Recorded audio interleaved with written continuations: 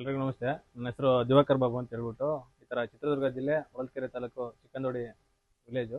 ನಾನು ಬೇಸಿಕಲಿ ಬಂದ್ಬಿಟ್ಟು MS agriculture graduate. Previous ಆಗಿ ಅಂದರೆ ನಮ್ಮದು ಒಂದು 6 ಎಕರೆ ಅಡಿಕೆ ಪ್ಲಾಟ್ ಇದೆ. ನಾವು ಅಡಿಕೆ ಫಾರ್ಮರು. ಒಂದು 6 ಎಕರೆ ಪ್ಲಾಟ್ ಇದೆ. ಒಂದು 4,000 ಗಿಡ ಅಡಿಕೆ ಗಿಡ ಇದೆ. ಅವು ಪ್ರೀವಿಯಸ್ ಎಲ್ಲ ಹೆಂಗಂದ್ರೆ, ಈಗ ಅಡಿಕೆಗೆ ಕಾಮನ್ ಆಗಿ ಫರ್ಟಿಲೈಸರ್ ಅಪ್ಲಿಕೇಶನ್ ಟೈಮಲ್ಲಿ NPK ಗ್ರೇಡಲ್ಲಿ ಡಿಫ್ರೆಂಟ್ ಗ್ರೇಡ್ ಯೂಸ್ ಮಾಡ್ತಿದ್ವಿ ವರ್ಷದಿಂದ ವರ್ಷಕ್ಕೆ.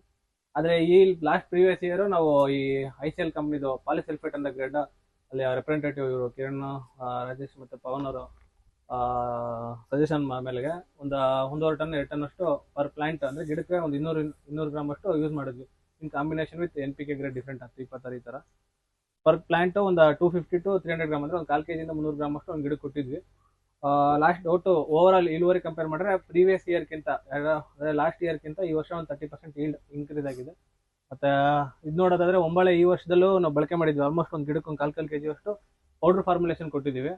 ಒಂಬಳೆ ಬರೋ ಸೈಜ್ ನೋಡಿರ್ಬೋದು. ಪ್ಲಸ್ ಒಂಬಳೆ ಎಷ್ಟು ಕ್ಲೀನಾಗಿ ಓಪನಿಂಗ್ ಆಗಿದೆ ಅಂದರೆ ಅದು ಅರಳುಗಳು ಏನಿದೆ ಅವು ಯಾವ ಡ್ರಾಪಿಂಗ್ಸ್ ಕೂಡ ಆಗ್ತಿಲ್ಲ. ಪ್ಲಸ್ ತೊಟ್ಟು ಕ್ಲೀನಾಗಿ ಹಚ್ಕೊಂಡಿದೆ, ವಿತೌಟ್ ಏನೋ ಡ್ರಾಪಿಂಗ್ಸ್ ಆಗ್ತಿಲ್ಲ.